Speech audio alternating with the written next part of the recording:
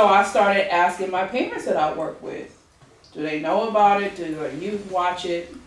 One of my parents said that her daughter does watch it, and her daughter came home and said that her friends were watching it, and I guess, because everything trends. Of course.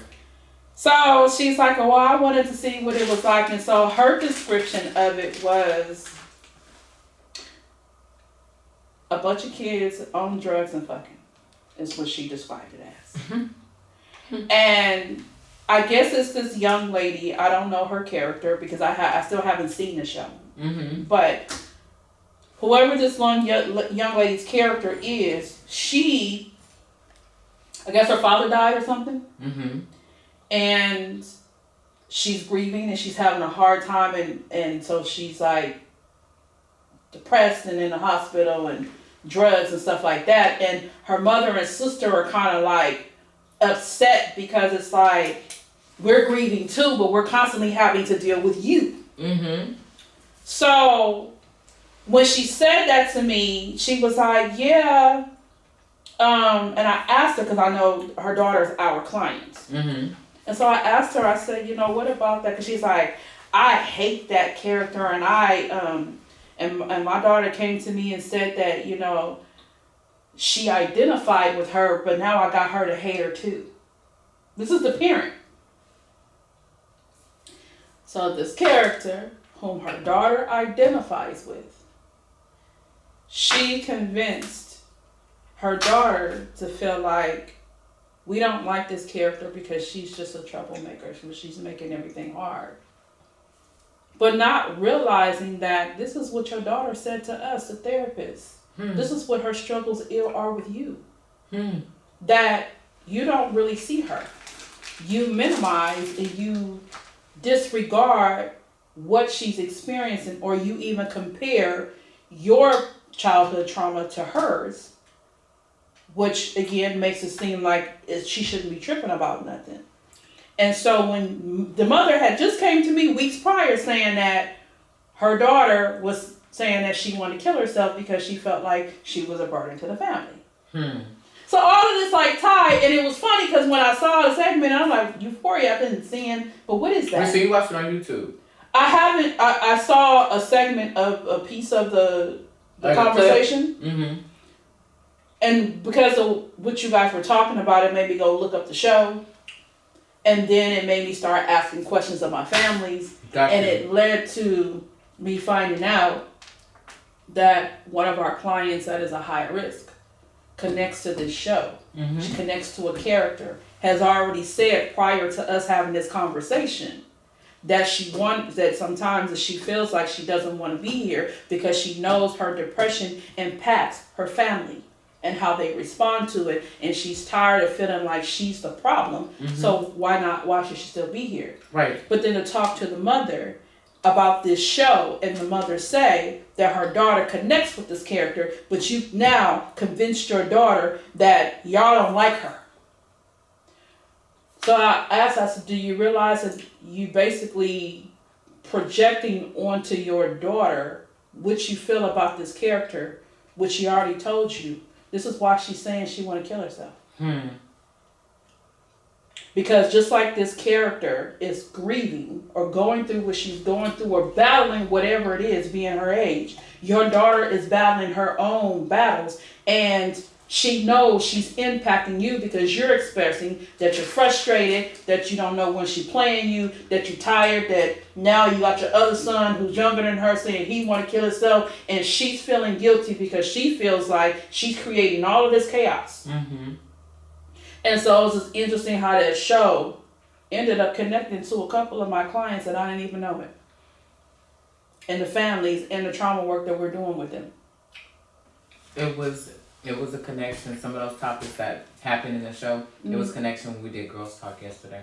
Really? But of course, because we have a code where we secure the privacy and all that stuff. But when I tell you, absolutely. And to this day, I haven't actually gone in to watch the episode, period. I only saw the clips that Nichelle had played, and mm-hmm. That day they showed, and to me, even the YouTube clip mm-hmm. wasn't nothing from what I was hearing about It the is actual not. show. It was It's not, not and even, of course it probably can't because right. that's why it's on HBO Max. But I had started hearing it from the kids that I was mentoring. That's what the only reason why I even looked at the show or tried to figure out what it was about. The other thing that I hear, and I heard it not only on the show but also the parent, it feels like for people who have watched it, it's like you're just throwing these things out here, but there's no purpose, there's no problem solving around it. That's exactly what we said. And I say to that, if nothing more, it is an opportunity that it created a conversation that wouldn't have otherwise been had. That's true. When people put things out there that we like or we dislike, and it creates buzz or conversations amongst parents, youth, or just people, period, to me, on the underlying, it's done its job. Because the reality is whether we feel like they have romanticized or made it bigger than what it is, even embellished on the characters, this shit is happening. Working in mental health, especially our population being primary youth, how many parents are I hear question whether or not is my child really depressed, or does my child really have this disorder, or have they learned the language and the behaviors and they playing me? What is going on in life that's so difficult that we have a whole generation that seems to be like swallowed up in mental illness?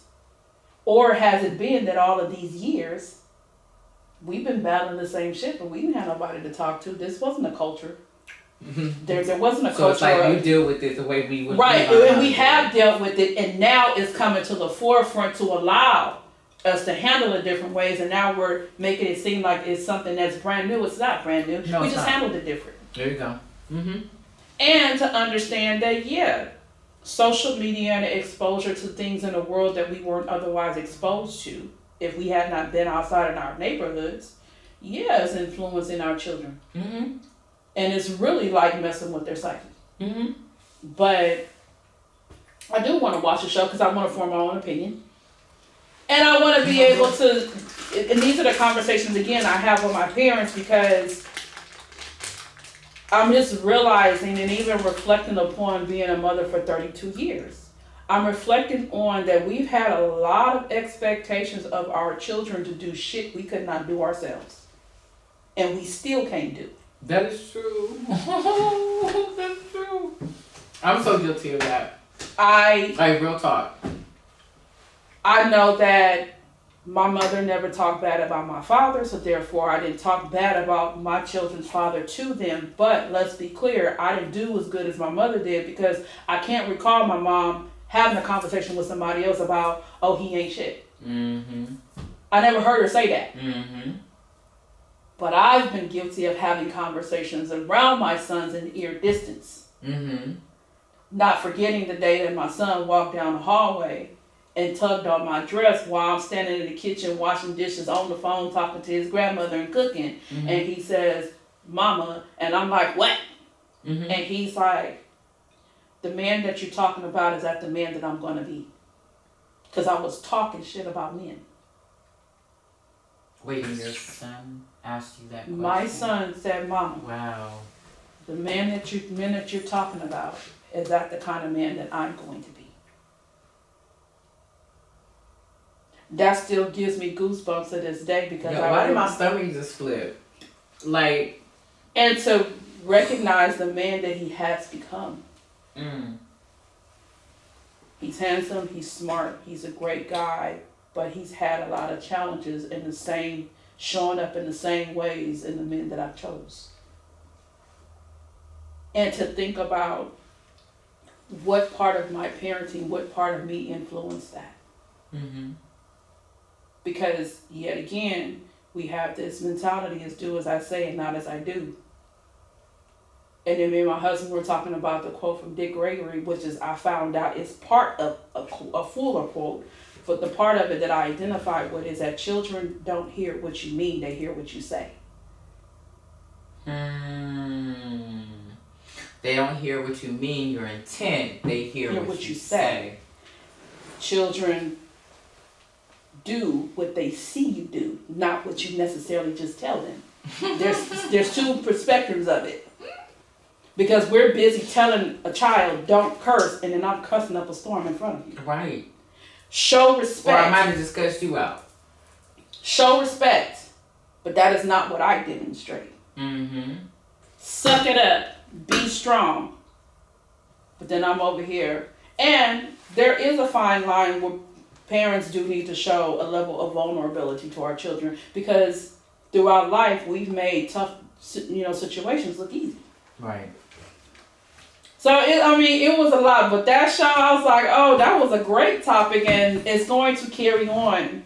And it also like, what the one thing that I said just from that whole experience, right? Mm-hmm.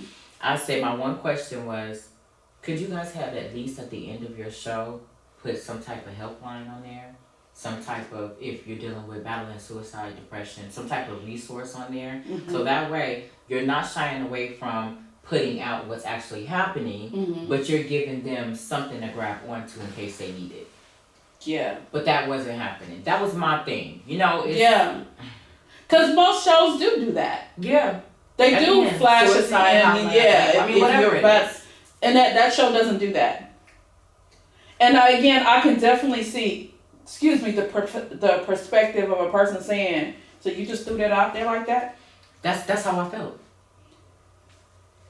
And that was my question. And from a strength-based perspective, all I can say, well, damn, it started a conversation that I wasn't having. And then there's another show that I want to go see. It's turned into a movie. It's called Turning Red. See it now because my granddaughter, she's Turning 9. Red. I just actually, how did I come across that today? Scrolling through Facebook, and one of my Facebook friends shared a snippet of it. Mm-hmm. And so because she made it a point to say I want to watch it, and I know she's a grown ass woman, I'm like, well, what's this about? Right. So now I'm curious. Yeah, I'm curious. So my curiosity led me, and then I started reading about the purpose of it and what the meaning is metaphorically, about puberty, like you said. And when I thought about turning red, I thought about in those pubescent stages of a female, we're starting our period. That's what I assumed. But I see this little girl, and she's like a little short, chunky girl. Mm-hmm. And I couldn't hear it, so I was like seeing like subtitles. Mm-hmm. So I wasn't clear about what was going on. But ultimately, I guess she's battling with all of these emotions as she is coming into that stage of development where, body's changing and stuff like that. And so when she loses control emotionally, she turns into this red panda. Mm-hmm. So I was thinking, because going back to my granddaughter's 9. Wait, why a panda though? It's a part of like their family protection spell thing. Her great. Yeah, it's. And she's Asian, right? Yeah. So it could be tied to the Asian culture. Yeah. Mm-hmm. But I was like, I want to see that too, because I work with parents and caregivers, and I work for years with adults that don't know how to have conversations with children about their bodies, about their feelings, about different things that perhaps we forgot that we went through, or probably didn't identify with going through because nobody talked to us about it, and we just went through life. Mm-hmm. So I try to find different ways to expose them to how to start the conversation. So if a Disney movie is going to do it, then let's go. Mm-hmm. And that's what makes me, like when it comes to music, when it comes to movies and reality shows or whatever, for me, I don't just watch and listen to things just for entertainment purposes.